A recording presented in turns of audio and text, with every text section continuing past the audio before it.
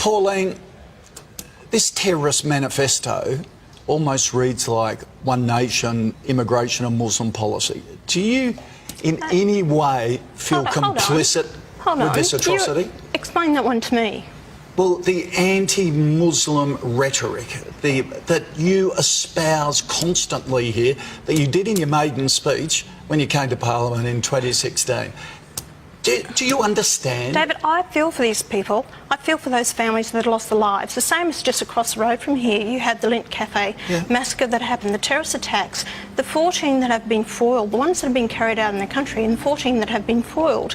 We have problems, but you've actually got to discuss it and debate the issues. Why we have these terrorist attacks in this country? Why is it happening around the world? Why is it happening, in many places? Yeah, but most of the terrorist attacks are right-wing white supremacists that live in fear, that are rigged on, what are you saying that are rigged on by your comments, anti-Muslim comments saying they don't deserve to be here, that they will take over this country. That is a load of rubbish, David. In your maiden speech, you said we will be living under Sharia law and treated as second-class citizens with second-class rights if we keep heading down this path. Can you understand how that empowers a white supremacist like this terrorist in New Zealand, who is Australian, into seeing it as a call to arms? David, have a look at what has happened in England, and I speak to people that are leaving England now to come out here because they've lost their country. England is not the country that they grew up in. Either is Sweden. Really, women cannot walk down the streets in Sweden. In France, the same thing. That is just tripe. It is not tripe. It is tripe. It is not tripe, David, and you must know what's happening there. Learn from mistakes that it's happening in other countries to ensure that it doesn't happen here. I didn't grow up with terrorism on the streets in this country. People weren't being murdered. Why has it changed now? We had Hilton bombings. We had IRAs. You make such bold claims. That every Muslim is terrible. Every Muslim is a threat because they don't look like us and they don't have our religion. It's like saying something stupid like every Catholic priest is a pedophile, which is a stupid thing to say. But it's the same logic as you. It is not. I have called for people to stand up beside me, the Muslims, and the terrorist attacks that have happened in this country, because I've asked them to stand beside me to find the answers to all this that's happening. We've actually endorsed a Muslim. She's not a practicing Muslim, but she is still Muslim, and she doesn't want to see the problems that are happening here in this country. Go out to Fairfield and out to these other areas. Go and ask the Lebanese Christians what's happened to their country. They'll tell you exactly, and they're in fear of the same thing happening here. You might laugh about it. I'm not laughing. I actually have a youth centre in those areas and know exactly what's happening out there. I don't think you actually know what's happening. Yes, I do. People are frustrated with our politicians because they want answers to this. They're living, it's happening in their streets, in their homes. Can I step for 1 second here? I didn't want to be here today. I deliberately didn't do any radio or television since Friday because I thought it was up to our leaders, the Prime Minister and Bill Shorten, to speak out. And I didn't want to politicise it. But, and I'll ask you very quietly and calmly, Pauline, did you select this despicable creature called Fraser Anning as a One Nation senator because of his white supremacist views or despite them? You know, for you to say that is absolutely disgusting. Right? No, that's a question. Did you select him because of what he is and who he is? You know, Fraser Anning has never been sworn in under One Nation. He actually was sworn in as an independent. But you picked him. You picked him. He walked away from it. After Malcolm Roberts was found to be illegal, you picked Fraser Anning as your man to be in the Senate. You did. I'm personally. sorry. He was on the ticket prior to Malcolm Roberts being disendorsed. The same as you've lost one of your candidates. So if she goes rogue, she went rogue. So if she goes and says anything, is that going to be attributed to you? I'm asking you, did you pick him because of what he is, or despite what he is? Don't talk such ridiculous nonsense. David, is that a sane question? Yeah. It is. So you're not in Queensland now. No. You have to talk to me. You can't just shout over me, because I don't want to shout over you because you're a woman and I look like I'm being a political bully. But now we're across the desk for the first time ever in a studio. I can ask you directly, did you pick this arsehole of a man because of his views, his white extremist views, or despite them? No, I didn't. Did you know what he believed in? No. You didn't know what he believed in? He believes in what you believe in. You don't like Muslims? Excuse me. I actually stood in Parliament and I actually spoke against him. You stood in Parliament and wore a burqa, for Christ's sake.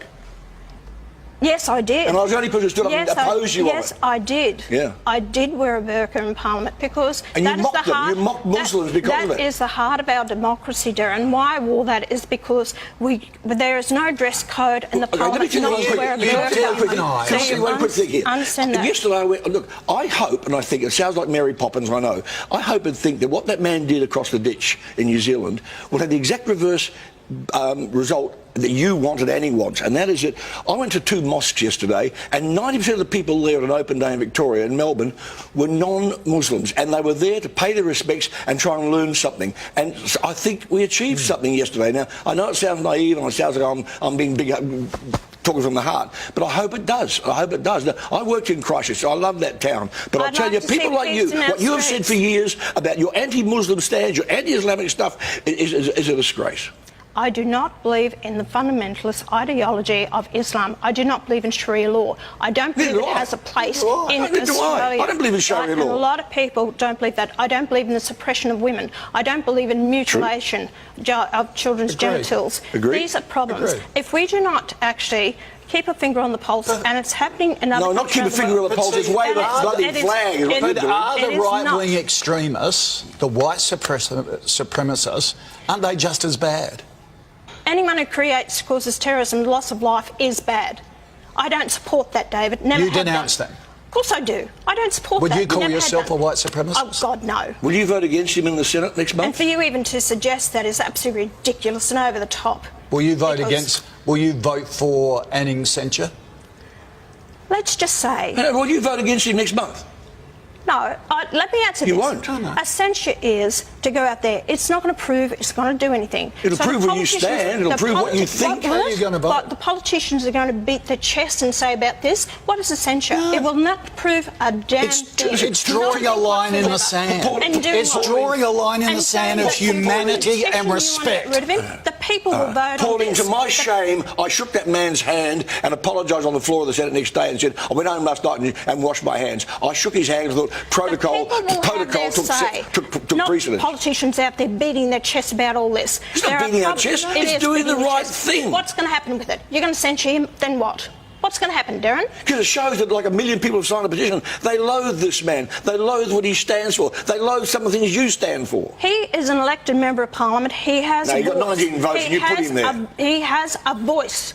Right, the people of Queensland voted for him, and no, they didn't. 19 people voted for him. You put him there. Darren, Jacinda Ardern is considering deporting this terrorist back to Australia. You've called for the death penalty. I did at the weekend for terrorists. Yes, I did. I know every argument against the death penalty. I opposed it for 25 years. Yeah. I read Anita Cobby's autopsy and shut up for a year, and then I said I'm in favour of it. And for terrorists, yes, I would. The Bryants, the Julian Knights, and this guy, if he's convicted in New Zealand, would you agree with that, Pauline? I believe the death penalty should be brought in for a number of crimes, not just terrorism. Yeah, I agree. And a lot of people would like to see it. If there's a poll... Anything you want to say finally with this? What I would like to say is again, also about the gun issue, don't start attacking people out there over the whole gun issue, which that's going to turn on that. Why should you? There's people who are law-abiding citizens that you actually want to turn on gun owners. Though. No, they don't. You have to have a special licence for a semi-automatic in this country. I don't know the gun laws in Australia, right? They have pulled back on the gun... in New Zealand. In New Zealand. Right. I don't know that. But there are legitimate gun owners, and now you're turning on political parties because they support gun owners, and so they should. Australians have a right, under the laws and licences, to have their guns. All right. OK, Pauline Hanson, Darren Hinch. I want to say something too. I'm really opposed to Channel 7 putting up a picture of Fraser Anning, myself, and that terrorist in New Zealand. Why did you do that? Why have you got my photo amongst it? You share the same views, probably. Rubbish. We didn't. You know it's rubbish. We didn't. And I'm sick of this political ploy to actually. Yes, they have. No, we haven't. Yes, you have. I watched it. I saw it. 7 years, mate, we haven't. It is on this morning. There's a picture of Fraser Anning, picture of myself, so you and disown him completely. And then you say, and you will censor him. No, she'll vote for him. You're saying you're voting for it, I'm not voting for him. You abstain? I'm not going to vote. Will you abstain? Yes. That's cowardly. You're there to vote, yes or no. It shows you. No, it shows you approve of him. If you abstain, Pauline, it shows you approve of what he says. I've had everyone stand up against me too. The people will judge me as the people will judge Fraser Anning. I don't support what happened in New Zealand. I feel for those people that lost their lives, and it should never happen. But let's start the discussion. Let's find out the reasons why this is happening in our country. In discussion, I said to you in the Senate one day. It's a race to the bottom. It's a race to the bottom with you and Fraser Anning. It's a race to the bottom. The whole chamber shut me down from having my private members' bill, a discussion. The people had the right to have a discussion on immigration, and you shut it down. You don't want the people to have their say. Okay, thanks.